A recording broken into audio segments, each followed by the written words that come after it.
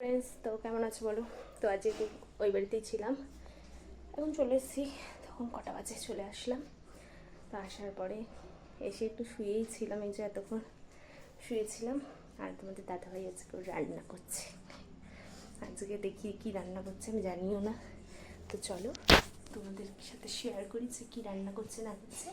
তো আমি জানি না এখন কী রান্না হচ্ছে। আমি আর ও বললো যে ঠিক আছে, আমি আজকে আবার একটুখানি কাজে গেছিলাম বলে ভাল লাগছে না এসে, তার জন্য বললো ঠিক আছে আমি রান্না করে দিচ্ছি। তো তোমরা তো দেখেছিলে, বললাম তো বিকেলে একটু দরকারি বেরিয়েছিলাম। তো দেখো চোখ মুখও কালো হয়ে গেছে গাড়ি চালিয়ে চালিয়ে, আর ভালো লাগছে না। তো চলো দেখাচ্ছি। তো আজকে রান্না হচ্ছে রাতে। আজকে রাতের মেনু হলো ডিম ভাত। কে কে খাবে চলে আসো আমাদের বাড়িতে। আর যারা বলছিল যে ওই রান্নাটা আমি করে বলছি আমার বর রান্না করেছে, তো ওরকম কিছুই না। এই যে দেখতে পারো যে আমি না, আমার বর রান্না করেছে।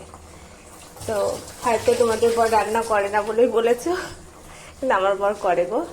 এই যে আজকে রান্না হচ্ছে ডিম আর ভাত।